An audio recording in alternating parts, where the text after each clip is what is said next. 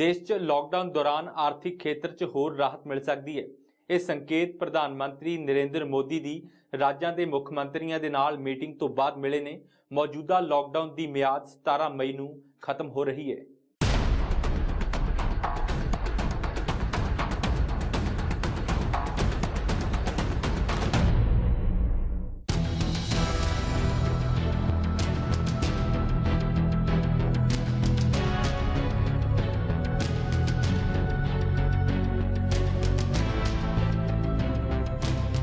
देश विच आर्थिक गतिविधियां तेज होणगियां, यानी कि कोरोना दौरान होर ढिल दित्ती जावेगी। कोरोना संकट विच जदों देश लॉकडाउन है, अजिहे च प्रधानमंत्री नरेंद्र मोदी ने तमाम सूबियां दे मुख मंत्रियों नाल मीटिंग की। वीडियो कॉन्फ्रेंसिंग राहीं हुई इस मीटिंग दौरान कोरोना संकट अते लॉकडाउन कारण देश विच बने हालातां ते चर्चा हुई। सलाह मशवरा होया कि आखिर इस लॉकडाउन चों निकलिया किवें जावे। इस बारे पीएम मोदी ने सूबियां दे मुख मंत्रियों तो उन्हां दे राज्यां की स्थिति जानी अते सलाह भी लई। देश विच मौजूदा लॉकडाउन 17 मई तक है। पंजाब सने कई सूबियां ने लॉकडाउन वधाउण की मंग की है, पर इस सब विच भारत कोरोना पीड़ितां की गिनती 67,000 तो पार हो गई है। 2200 तो ज़्यादा मौतां हो चुकियां ने। चिंता की गल यह है कि लॉकडाउन के बावजूद यह आंकड़ा लगातार वध रहा है। देश में अब तक 20,917 लोग कोविड-19 से क्योर हो चुके हैं और 44,029 केसेस एक्टिव मेडिकल सुपरविजन में हैं। पिछले 24 घंटे में अगर हम देखें तो पाते हैं कि टोटल केसेस में 4,213 केसेस का इंक्रीज नोट किया गया है, पर साथ में ही 1,559 पेशेंट्स क्योर भी हुए हैं। इस तरीके से हम देखें तो पाते हैं कि हमारा टोटल रिकवरी रेट अब 31.15% हो चुका है। कुल कंफर्म केसेस की संख्या इस समय 67,152 है। स्वास्थ्य मंत्रालय ने 8 मई को कंफर्म कोविड-19 पेशेंट्स के लिए एक रिवाइज्ड डिस्चार्ज पॉलिसी भी जारी की है। यह मिनिस्ट्री द्वारा ऑलरेडी इशूड गाइडलाइंस, जो कि हमारे 3 टियर कोविड फैसिलिटीज और categorization of patients based on clinical severity उसके साथ अलाइंड है। केंद्रीय सेहत मंत्रालय ने हुण नवी डिस्चार्ज पॉलिसी भी जारी की है। पहले जो क्राइटेरिया था कि या तो चेस्ट रेडियोग्राफ क्लियर होना चाहिए या 2 कॉन्जिक्यूटिव RT-PCR टेस्ट नेगेटिव होने चाहिए, उसके भिन्न होते हुए नई डिस्चार्ज पॉलिसी के अनुसार जो केसेस जो कि माइल्ड हैं, वेरी माइल्ड हैं या प्री सिम्टोमेटिक केसेस हैं और कोविड केयर फैसिलिटी में एडमिट हैं, अगर सिम्टम की शुरुआत के 10 दिनों में उनको 3 दिन तक फीवर ना हो तो उन्हें डिस्चार्ज किया जा सकता है। ऐसे समय में डिस्चार्ज से पहले टेस्टिंग करने की आवश्यकता नहीं है, लेकिन डिस्चार्ज के बाद भी 7 दिनों के लिए उन्हें होम आइसोलेशन का पालन करना पड़ेगा। इसके साथ ही जो केसेस मॉडरेट हैं और डेडिकेटेड कोविड हेल्थ सेंटर में एडमिटेड हैं, उनमें से जो पेशेंट 3 दिनों में रिजॉल्व हो जाते हैं जिनके सिम्टम, और जो बिना ऑक्सीजन सपोर्ट के रहते हैं, यानी कि जिनका ऑक्सीजन सैचुरेशन अबव 95% है, ऐसे पेशेंट्स को सिम्टम्स के 10 दिनों के बाद डिस्चार्ज किया जाएगा यदि वह पेशेंट, उनको कोई फीवर ना हो विदाउट एंटीपायरेटिक, उनको कोई ब्रेथलेसनेस के सिम्टम ना हो और उनको ऑक्सीजन की रिक्वायर्ड ना हो। लेकिन इसके साथ ही वह मॉडरेट पेशेंट जिनको फीवर 3 दिन में रिजॉल्व नहीं होता और वह ऑक्सीजन थेरेपी पर कंटिन्यू करते हैं, इन केसेस में पेशेंट्स को तभी डिस्चार्ज किया जाएगा जब उनके क्लिनिकल सिम्टम रिजॉल्व हो जाएं और लगातार 3 दिनों तक ऑक्सीजन सैचुरेशन मेंटेन करने की एबिलिटी हो। यह ध्यान देना चाहिए कि मॉडरेट संबंधित इन केसों में भी डिस्चार्ज से पहले टेस्टिंग की जरूरत नहीं होगी, लेकिन पेशेंट को डिस्चार्ज होने के बाद 7 दिन तक होम आइसोलेशन का पालन करना होगा। इसके साथ ही सीवियर केसेस और साथ में केसेस जो कि इम्यूनो कॉम्प्रोमाइज हैं, जैसे कि HIV patients, transplant recipients, malignancy etcetera, ऐसे पेशेंट्स को तभी डिस्चार्ज किया जाएगा जब या तो वह क्लिनिकली रिकवर हो जाएं या उनके पेशेंट्स को RT-PCR के द्वारा नेगेटिव घोषित किया जाए। यह डिस्चार्ज पॉलिसी इसलिए चेंज की गई है कि अगर हम देखें भी कई देशों ने एविडेंस के बेसिस पर अपनी डिस्चार्ज पॉलिसी में टेस्ट बेस्ड स्ट्रैटेजी के बदले सिम्टम बेस्ड स्ट्रैटेजी और टाइम बेस्ड स्ट्रैटेजी का बदलाव किया है। उसके तहत ही इसमें हम चेंज लाए हैं।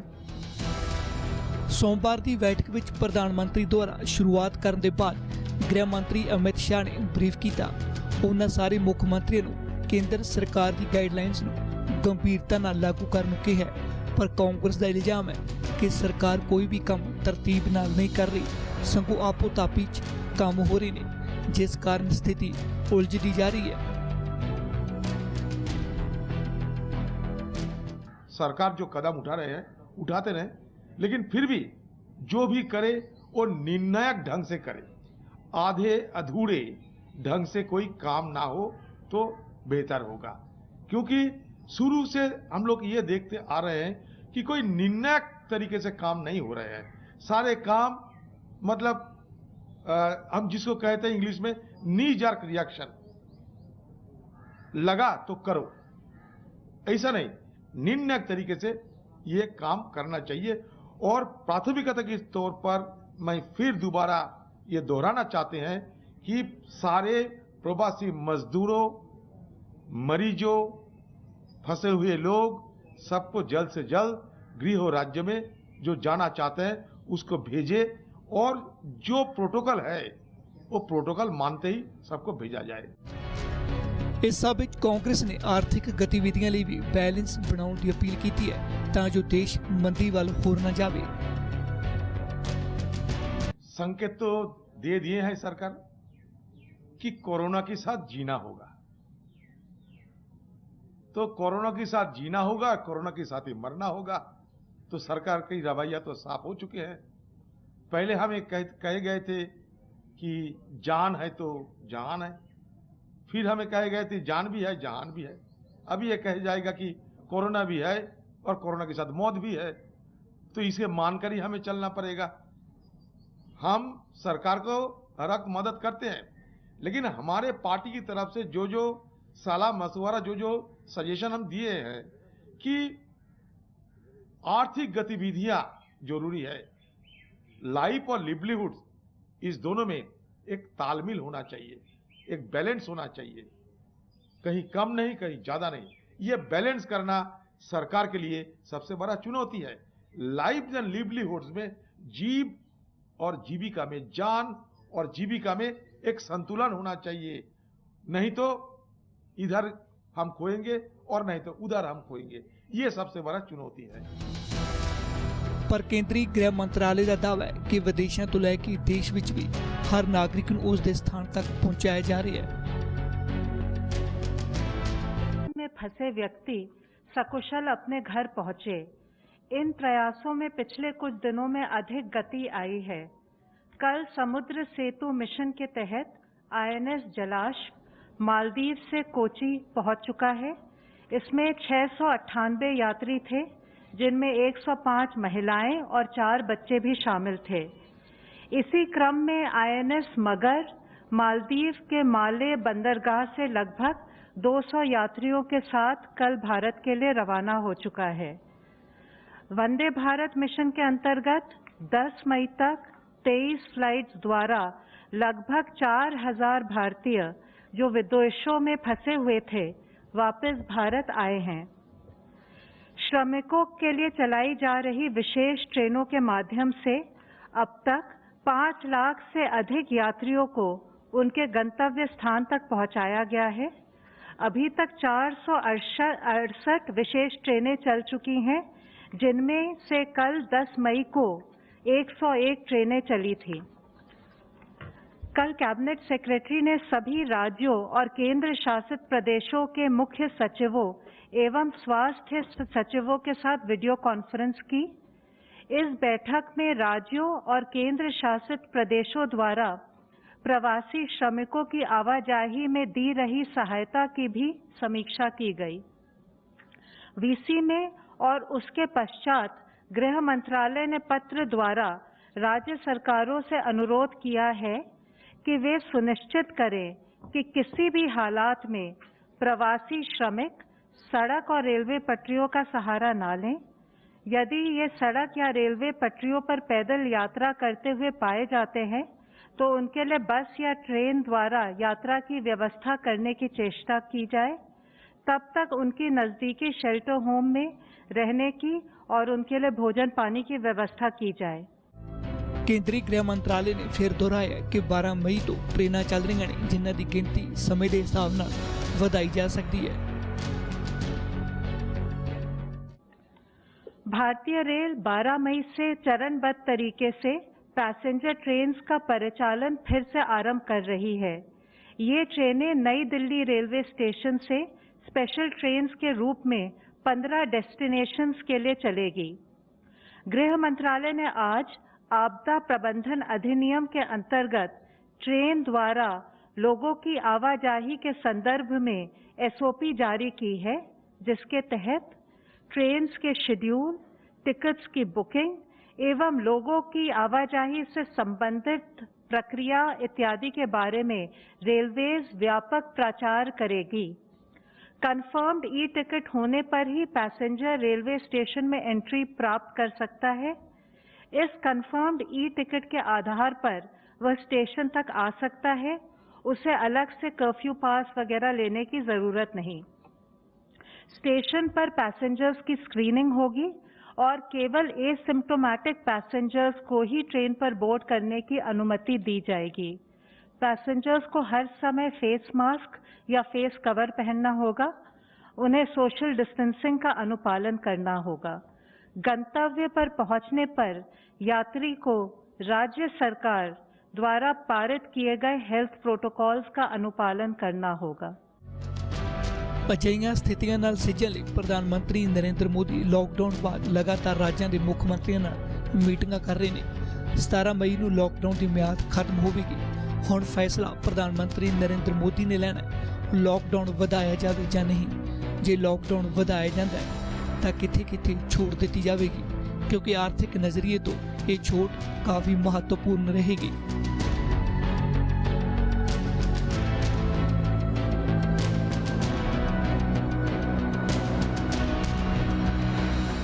ਇੱਥੇ ਵੇਲਾ ਹੋ ਗਿਆ ਇੱਕ ਛੋਟੇ ਜਿਹੇ ਬ੍ਰੇਕ ਦਾ। ਤੁਸੀਂ ਦੇਖਦੇ ਰਹੋ ABP ਸਾਂਝਾ।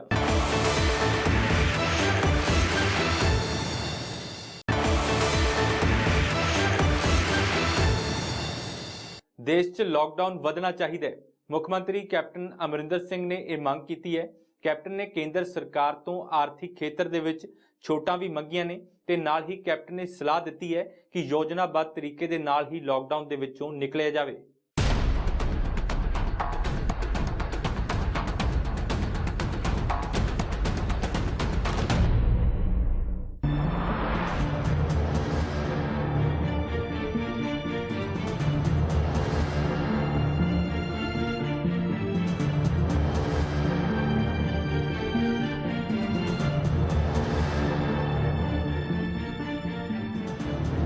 ਦੇਸ਼ ਵਿੱਚ ਲਾਕਡਾਊਨ ਵਧਾਇਆ ਜਾਵੇ। ਮੁੱਖ ਮੰਤਰੀ ਕੈਪਟਨ ਅਮਰਿੰਦਰ ਸਿੰਘ ਨੇ ਇਹ ਮੰਗ ਪ੍ਰਧਾਨ ਮੰਤਰੀ ਨਰਿੰਦਰ ਮੋਦੀ ਤੋਂ ਕੀਤੀ ਹੈ।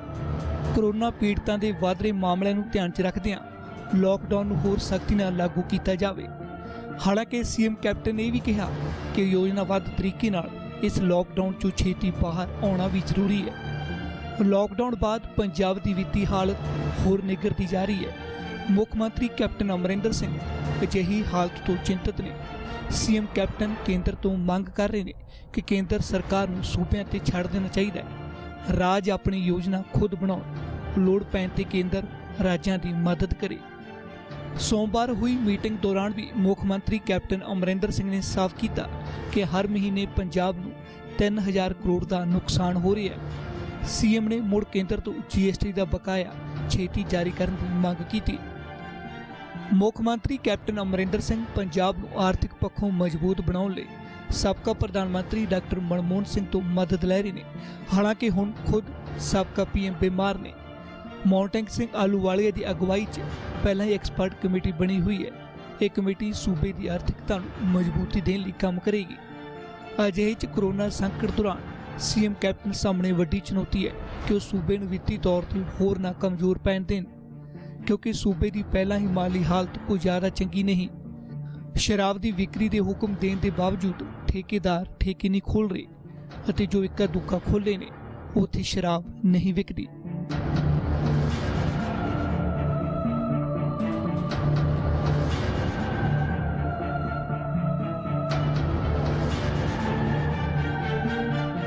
ਲੀਡ ਸਟੋਰੀ ਦੇ ਵਿੱਚ ਇੱਥੇ ਰੁਕਦੇ ਹਾਂ ਇੱਕ ਛੋਟੇ ਜਿਹੇ ਬ੍ਰੇਕ ਦੇ ਲਈ। ਤੁਸੀਂ ਦੇਖਦੇ ਰਹੋ ABP ਸਾਂਝਾ।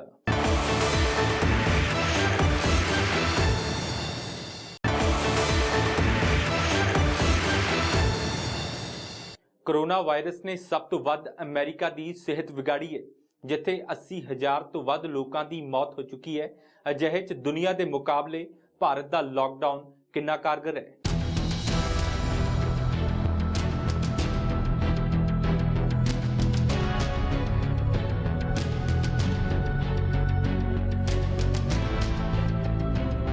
ਭਾਰਤ ਵਿੱਚ ਲਾਕਡਾਊਨ ਕਾਰਨ ਸਥਿਤੀ ਕਾਬੂ ਹੇਠ ਦੱਸੀ ਜਾ ਰਹੀ ਹੈ, ਕਿਉਂਕਿ ਭਾਰਤੀ ਕੇਂਦਰੀ ਸਿਹਤ ਮੰਤਰਾਲਾ ਦੱਸ ਚੁੱਕਿਆ ਹੈ ਕਿ ਜੇ ਇੰਡੀਆ ਲਾਕਡਾਊਨ ਨਾ ਹੁੰਦਾ ਤਾਂ ਦੇਸ਼ 'ਚ ਕੋਰੋਨਾ ਦੇ ਅੰਕੜੇ ਖਤਰਨਾਕ ਹੋਣੇ ਸੀ।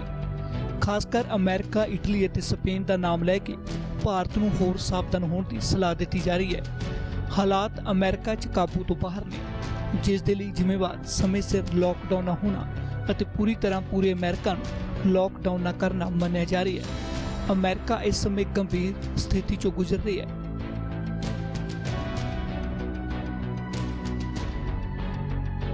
ਅਮਰੀਕਾ ਦੇ ਵਿੱਚ ਕੋਰੋਨਾ ਕਾਰਨ 80,000 ਤੋਂ ਵੱਧ ਮੌਤਾਂ ਹੋ ਚੁੱਕੀਆਂ ਨੇ। ਪੀੜਤਾਂ ਦਾ ਅੰਕੜਾ 13,67,000 ਤੋਂ ਪਾਰ ਹੈ। ਦੁਨੀਆ ਭਰ ਦੇ ਦੇਸ਼ਾਂ ਤੋਂ ਵੱਧ ਕੋਰੋਨਾ ਪੀੜਤ ਅਮਰੀਕਾ 'ਚ ਨੇ। ਅਮਰੀਕੀ ਰਾਸ਼ਟਰਪਤੀ ਟਰੰਪ ਨੇ ਪਿਛਲੇ ਮਹੀਨੇ ਦਾਅਵਾ ਕੀਤਾ ਸੀ ਕਿ ਉਹ ਵੱਡੀ ਗਿਣਤੀ 'ਚ ਤੇਜ਼ੀ ਨਾਲ ਟੈਸਟ ਕਰ ਰਹੇ ਨੇ। ਟੈਸਟਿੰਗ ਦਾ ਨਤੀਜਾ ਹੈ ਕਿ ਅਮਰੀਕਾ ਪੀੜਤਾਂ ਦੀ ਪਛਾਣ ਤੇਜ਼ੀ ਨਾਲ ਕਰ ਰਹੀ ਹੈ, ਪਰ ਚਿੰਤਾ ਦੀ ਗੱਲ ਇਹ ਹੈ ਕਿ ਅਮਰੀਕਾ 'ਚ ਇਹ ਵਾਇਰਸ ਤੇਜ਼ੀ ਨਾਲ ਫੈਲਿਆ। ਪੀੜਤਾਂ ਤੇ ਮੌਤਾਂ ਦਾ ਅੰਕੜਾ ਲਗਾਤਾਰ ਵਧ ਰਿਹਾ ਹੈ, ਜੋ ਚਿੰਤਾਜਨਕ ਹੈ। ਅਮਰੀਕਾ ਦੇ ਪ੍ਰਮੁੱਖ ਸ਼ਹਿਰਾਂ ਦੀ ਗੱਲ ਕਰੀਏ ਤਾਂ ਕੋਰੋਨਾ ਕਾਰਨ ਨਿਊਯਾਰਕ 'ਚ 26,641 ਮੌਤਾਂ ਹੋ ਚੁੱਕੀਆਂ ਨੇ। ਇੱਥੇ ਪੀੜਤਾਂ ਦੀ ਗਿਣਤੀ 3,35,395 ਹੈ। ਨਿਊ ਜਰਸੀ 'ਚ 9,256 ਮੌਤਾਂ ਹੋਈਆਂ ਨੇ। ਇੱਥੇ ਪੀੜਤਾਂ ਦਾ ਅੰਕੜਾ 1,38,754 ਹੈ। ਵਾਸ਼ਿੰਗਟਨ ਦੇ ਵਿੱਚ 931 ਮੌਤਾਂ ਹੋਈਆਂ ਨੇ। ਇੱਥੇ ਪੀੜਤਾਂ ਦਾ ਅੰਕੜਾ 16,891 ਹੈ। ਮਿਸ਼ੀਗਨ 'ਚ 4,555 ਮੌਤਾਂ ਹੋਈਆਂ ਨੇ। ਇੱਥੇ ਪੀੜਤਾਂ ਦੀ ਗਿਣਤੀ 47,182 ਹੈ। ਲੂਸੀਆਨਾ 'ਚ 2,286 ਮੌਤਾਂ ਹੋਈਆਂ ਨੇ। ਇੱਥੇ ਪੀੜਤਾਂ ਦਾ ਅੰਕੜਾ 31,600 ਹੈ। ਕੈਲੀਫੋਰਨੀਆ ਦੇ ਵਿੱਚ ਕੋਰੋਨਾ ਕਾਰਨ 2,718 ਮੌਤਾਂ ਹੋਈਆਂ ਨੇ। ਇੱਥੇ ਪੀੜਤਾਂ ਦਾ ਅੰਕੜਾ 67,875 ਹੈ। ਇਲੀਨੋਇਸ 'ਚ 3,406 ਮੌਤਾਂ ਹੋਈਆਂ ਨੇ। ਇੱਥੇ ਪੀੜਤਾਂ ਦੀ ਗਿਣਤੀ 77,741 ਹੈ। ਅੰਕੜੇ ਦੱਸ ਰਹੇ ਨੇ ਕਿ ਹਾਲਾਤ ਗੰਭੀਰ ਨੇ। ਇਕੱਲਾ ਅਮਰੀਕਾ ਨਹੀਂ, ਕੋਰੋਨਾ ਨਵੇਂ ਹੌਟਸਪੌਟ ਬਣਾ ਰਿਹਾ ਹੈ।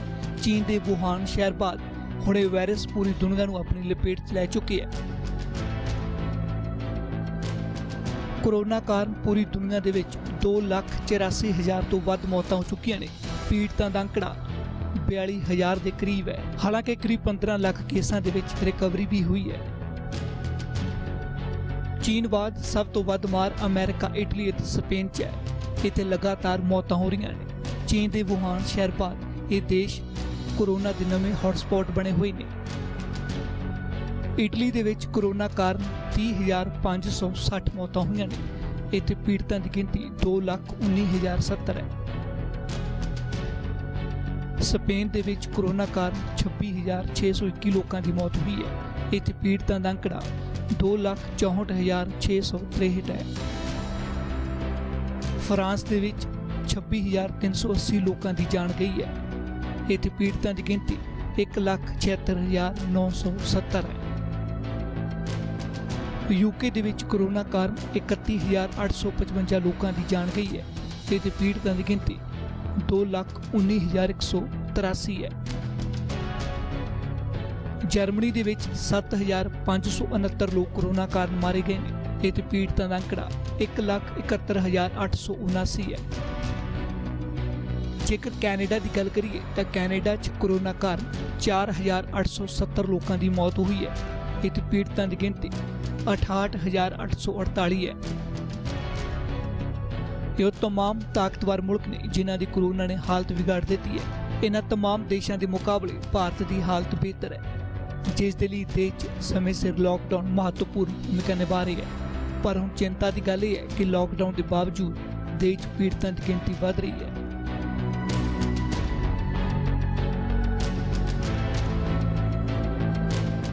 ਫਿਲਹਾਲ ਦੇ ਲਈ ਬਸ ਇੰਨਾ ਹੀ ਤੇ ਦੇਸ਼ ਦੁਨੀਆ ਤੇ ਪੰਜਾਬ ਦੀ ਹਰ ਵੱਡੀ ਖਬਰ ਦੇ ਲਈ ਤੁਸੀਂ ਦੇਖਦੇ ਰਹੋ ABP ਸਾਂਝਾ।